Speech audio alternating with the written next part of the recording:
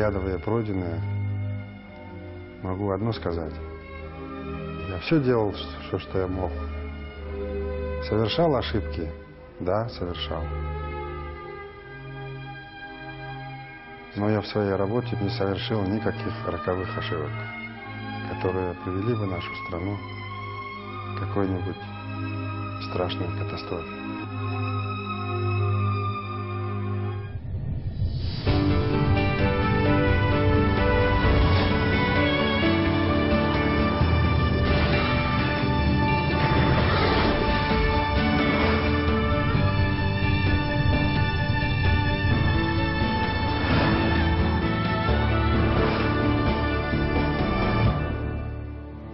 Тарихты тұлға жасайды.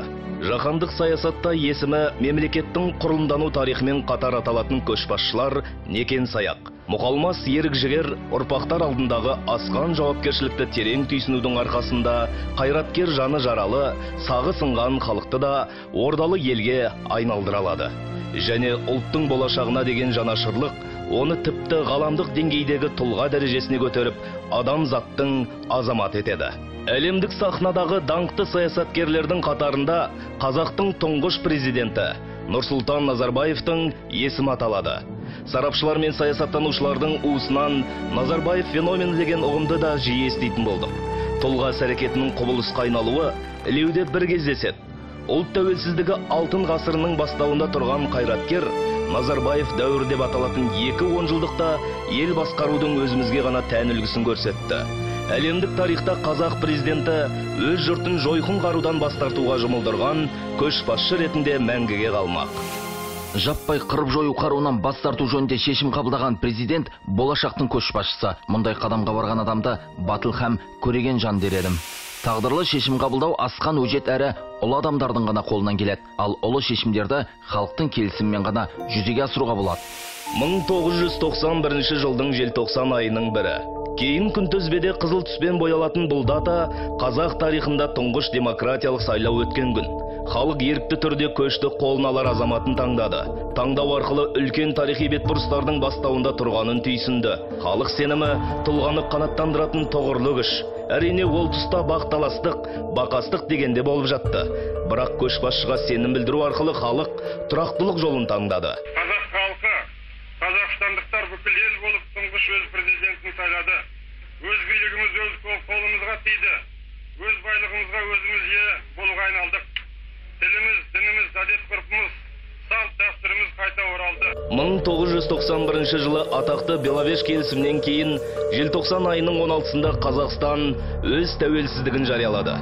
Біз үшін жаңа тарихтың басталған сәті бұл. Бірақ мұқым ел экономикалық, экологиялық, әлеуметтік шиеленістердің ортасында қалды.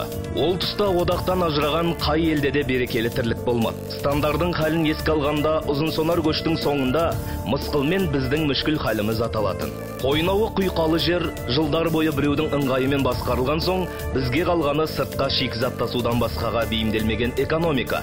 Ол да өлара күйдеді. Азық-түлік тапшы, дүкен дүңгіршектері қаңырап, зауыттардың дені азынап бос қалды. Демографиялық көрсеткіштер күрт құлдырады.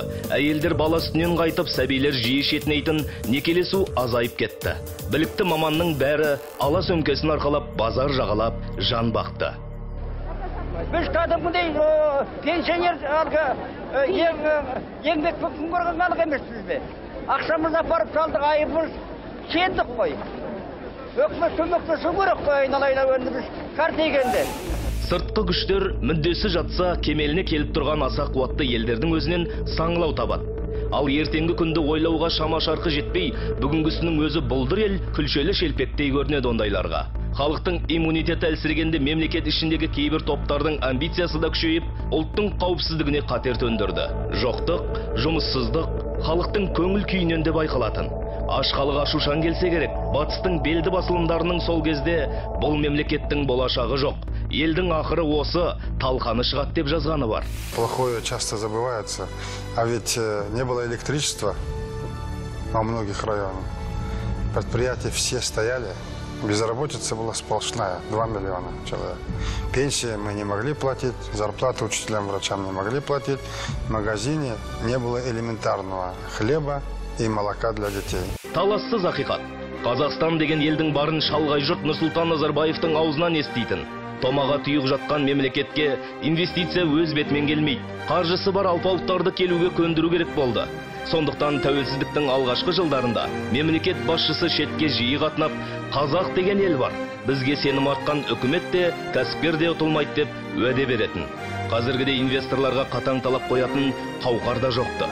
Әрбір келісім шарттың болашағы үшін қызу айтыс, талас, тартыс басталып та кететін.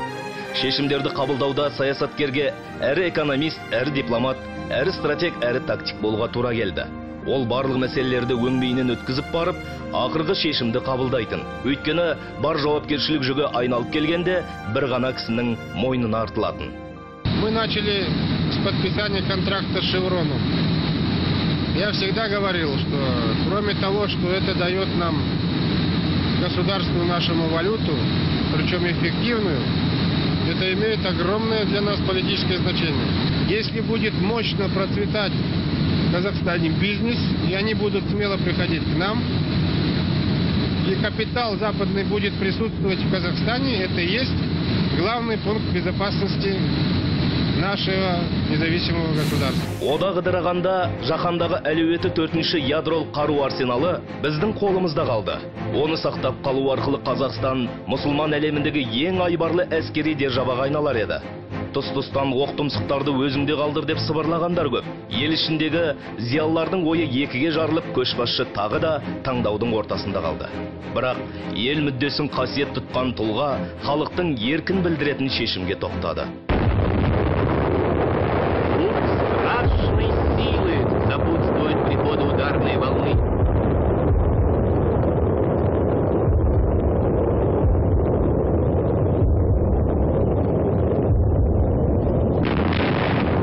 Это прошла вторая отраженная ударная волна. Постепенно пары воды, сконденсировавшиеся за фронтом ударной волны, рассеиваются. Раскаленное облако уходит вверх, увлекая за собой гигантский пылевой столб. Требование немедленно прекратить ядерные взрывы представляется неразумным и в какой-то мере, я бы сказал, даже опасным.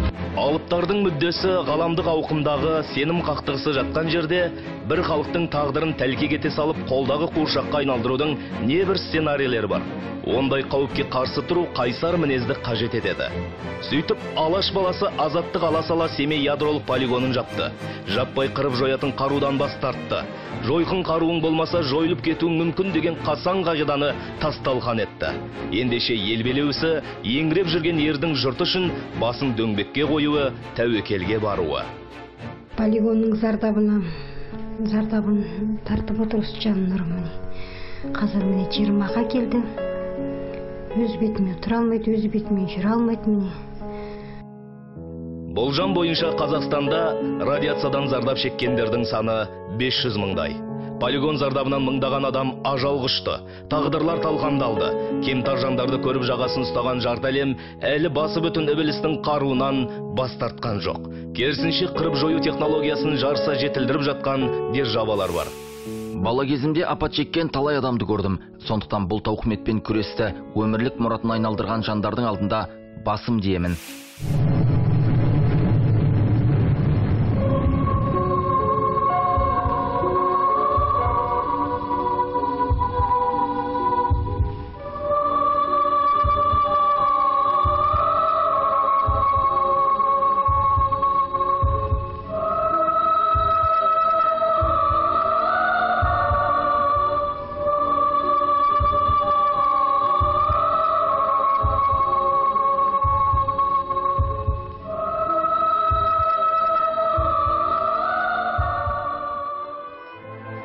Мы видим, что ядерное оружие, бомбы никого ни от чего не спасают. Ты хочешь убрать угрозу от человечества. Вот мы пошли по этому пути, и мы правильно сделали. Тағдырлы тарихи шешім қабылданған кезде қазақ деген қаһарман халықтың барын шартарап білді. Біздің ерлік жолымызды қайталаған жер жаһанда әлі бірде-бір халық жоқ. Аузы дуалы саясаткерлер биік мінберге шыққанда тек Қазақстанды ғана мысал етеді. Ал сеніммен қаруды араластырған кейбір елдердің тағдыры қазір қыл үстінде. Меніңше ұлы шешім оны ұлы жетекші етті. Егер ол басқа жолды таңдағанда өзгелерден еш айырмашылығы болмас еді.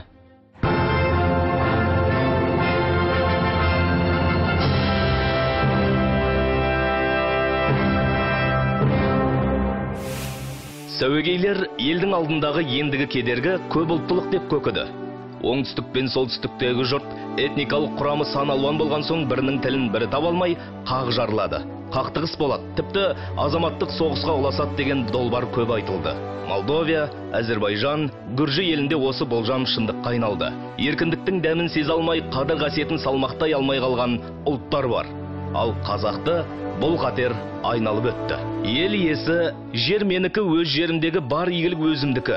Сүт бетіндегі қаймақты сүзіп алып, қалғанын ғана бөлсем десе, қазақ кімге сүйкімді болар еді? Қазақстан өз отаным, мұндағы жұрт өз бауырым деп ешкім езілмес деді. Кеңдіктің арқасында ғана талай жұрттың ықыласына бөлендік. Талай ұлттың үрім бұтағын сақтап қалдық. Тар жерде табысып, кең жерде бөлістік. Кеңдіктің кемдігін көрмедік. Елдің бірлігі мен тыныштығы өркендеп өсу үшін, болашағымыз үшін қазаққа керек. Барлық елдерменен бірге тұрсақ, көршілерімізбенен тіл табамыз деген сөз. Оларменен қарым-қатынасымыз жақсы болады деген сөз.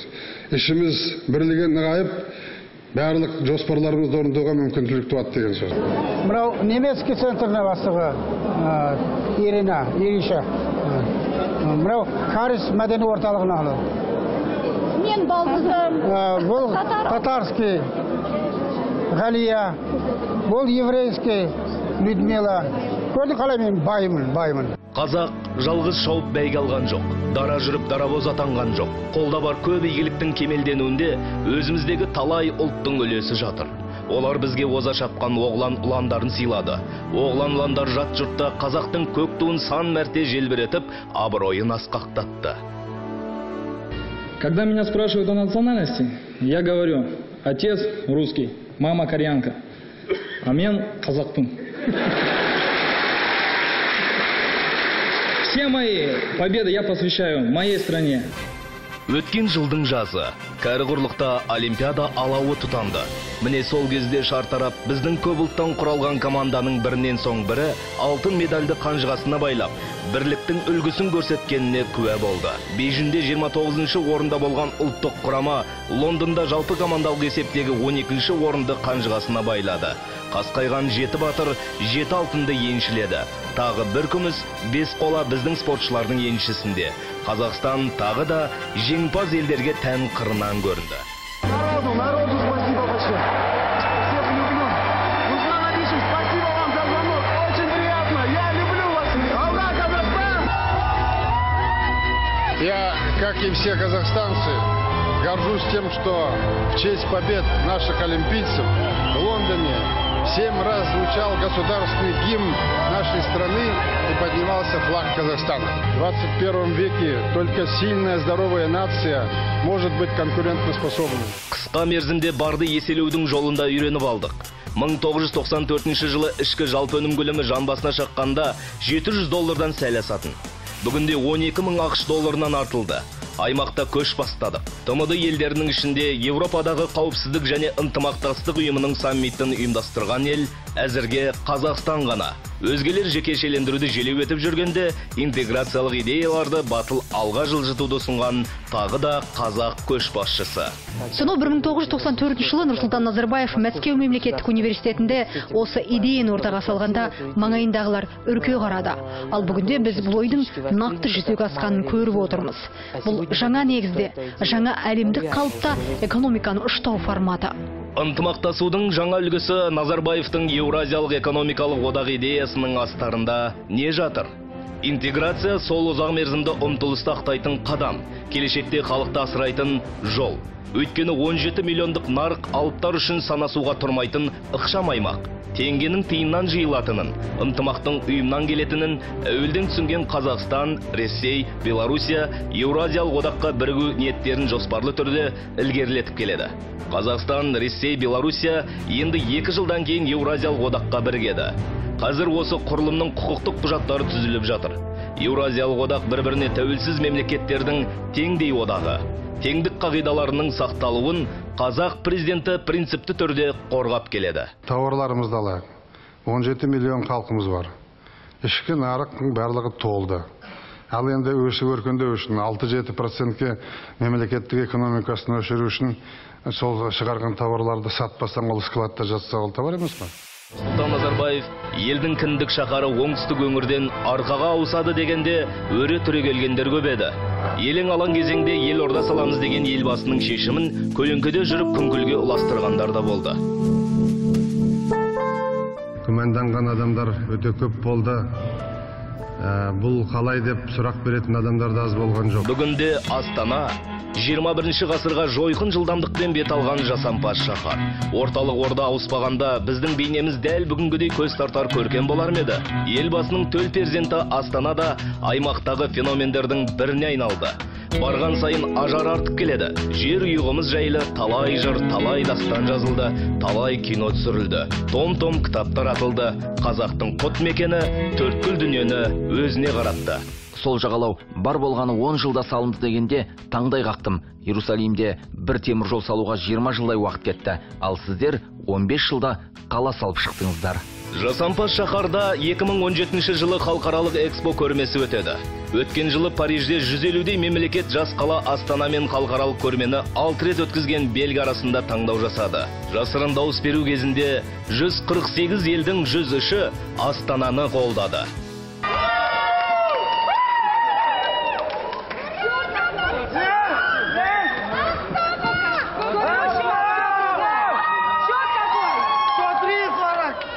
Халықаралық көрмелер тарихында бір елдің айқын басымдықпен жеңіске жетуі де сирек кездесетін жағдай. Ендеше Қазақстанның, қазақ президентінің сыртқы саясатта ниеттестері де көп.